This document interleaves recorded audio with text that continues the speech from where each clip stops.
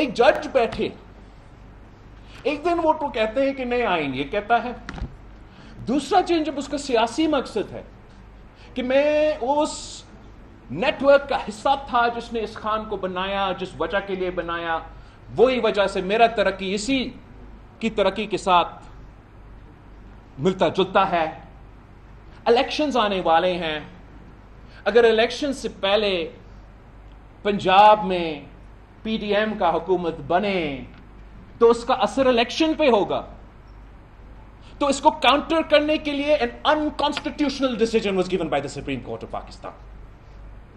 They violated the constitution. اگر آپ کو 63A کا پتا ہے تو آپ مجھے بتائے کہ نیا ڈیفینیشن آف آرٹیکل 6 جو پاکستان پیپلز پارٹی اور تمام جماعتوں نے 18ویں ترمیم میں لکھا، وہ ججز کے بارے میں کیا کہتے ہیں جب وہ سسپینڈ اور hold in abeyance the Constitution of Pakistan.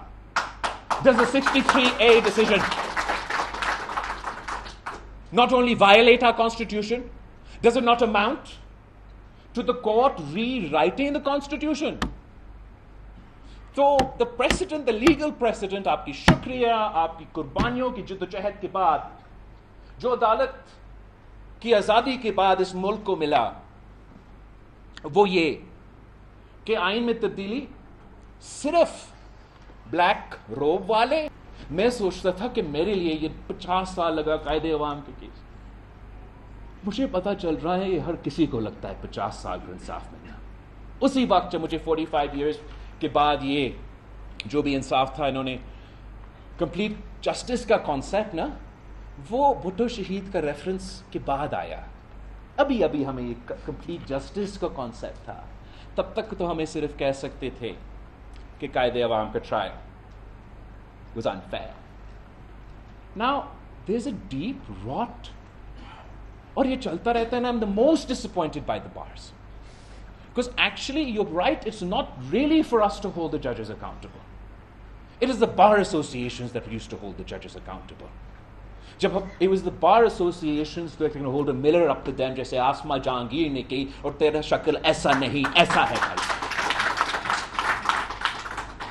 میں جو موجودہ چیف جسٹس ایسے کہنا کہ میرا کوئی آپ کا پرسنل اسپیسیفک اعتراض ہے سر، آپ کسی ایک پرسن کے لیے کہہ رہے ہیں کہ یہ مسائل سے، یہ سارے مسئلے سے، but this one person I do not want. اور وہ بھی افسوس کے ساتھ بلوچستان کا چیف جسٹس، وہ چیف جسٹس جس نے ہمیں فیض آباد دھرنا کا کیس دیا، وہی چیف جسٹس جو آج کہتا ہے کہ میں پارلیمان کو مانوں گا، میں آئین کی مانوں گا، میں اپنی مرضی کی آئین نہیں بناؤں گا، اپنا مرضی کی قانون نہیں بناؤں گا، جو بھی چاہے سیاست پہ اثرات ہو تو چلے اس پہ اعتراض ہے، میں اس کے لیے کوشش نہیں کر رہا ہوں. But the point is, don't pretend that I have a person-specific agenda. You have a person-specific agenda, and it is an anti-Justice Faiz Issa agenda. I hold both Justice Faiz Issa and Mansoor Ali Shah in the highest regard, more so than anybody else, and I do not have to appear before them. I do not have to keep them in my favor for my cases to be heard.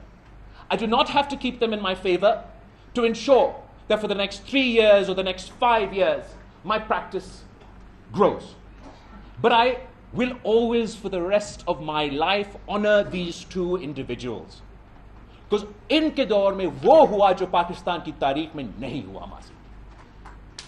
جیسے بھی کہیں، میرا party قائد عوام شہید ذوالفقار علی بھٹو کا جو عدالتی قتل کا فیصلہ ہے، اس پہ اتنے خوش نہیں ہوتے، مگر مجھے معلوم ہے کہ کتنا مشکل ہے آپ کو اس ملک میں انصاف ملنا. میں اس پہ اتنا کہہ سکتا ہوں کہ جہاں تک وہ دونوں جج صاحبان کے کردار ہے، میرا کوئی اعتراض نہیں ہوگا کہ ان میں سے جو بھی آئے اور کانسٹیٹیوشنل کورٹ میں بیٹھے. I have no issue. But how dare anyone, before I vote a bill, before we've got the consensus necessary, جب ہمارے پاس ووٹ 2/3 میجورٹی کا ہوگا، آپ جو جھوٹ یوٹیوب پہ چلے گا وہ مانیں گے؟ اب یہ ماننے کے لیے تیار ہو کہ جو 199 آپ کا آئین میں اس لیے ہے کہ میں نے ڈالا، میرا پارٹی نے ڈالا، کہ میں اس کو نکال دوں گا. مطلب ہر بات پی ٹی آئی کا یا کسی اور کا نام آنا کرے بھائی، ہم نکال دیں گے. کیسے نکال دیں گے؟ کیوں نکال دیں گے؟ آئینی عدالت آپ کیسے کہہ سکتے آپ نہیں مانیں گے؟ جو آئین ہوگا آپ مانیں گے. آئین کا اگر آپ نہیں مانتے تو please don't call your self lawyers, don't call your self politicians. اگر آئین کہے گا کہ کانسٹیٹیوشنل کورٹ ہوگا، آپ نے پریکٹس نہیں کرنا، نہ کرے، آپ اعتراض نہ کریں، بٹ آپ آئین کو کیسے نہیں مانتے؟ اگر 2/3 majority of parliament passes a constitutional amendment, is the amendment. آپ ٹائم کے بارے میں پوچھ رہے تھے، آپ چارٹر آف ڈیموکریسی میں یہ تھا، آپ نے 2008 میں 2013 تک کیوں نہیں کیا؟ کرنا چاہ رہے تھے، آپ نے ہمیں نہیں دیا کرنے دیا، مسلم لیگ نے ہمیں کرنے دے دیا، تب بھی ہم چاہ رہے تھے کہ اس پہ عمل درآمد کریں. اس لیے جب ہم نے یہ سوچا چارٹر آف ڈیموکریسی کا، کانسٹیٹیوشنل کورٹ کا، تو تب اس وقت آپ کا افتخار چودھری والا ہیرو پی سی او جج تھا بھائی. تب 2006 میں اس کا نوکری کا کوئی خطرہ نہیں تھا، تو وہ دونوں ہاتھ سے سلوٹ مارتا تھا، اور ہم اندر سے جانتے تھے. اس لیے اسی کے عدالت کے سامنے میرا پارٹی، میرے کارکن، جمہوری لوگ پیش ہوتے رہے. ہم ان کو جانتے تھے جب سے وہ ادھر تھا، ہم ان جانتے تھے جب وہ ادھر تھا. اس لیے شہید محترمہ بے نظیر بھٹو اتنا ریلکٹنٹ تھی کہ اگر ججز نے کوٹ ان کوٹ شہید محترمہ بے نظیر بھٹو میرے اس عمر میں 19 سال کا، 18 سال کے، میرے سمجھ سے باہر تھا. میں سمجھتے تھے کہ مخالف کا مخالف، دشمن کا دشمن تو دوست ہے یار.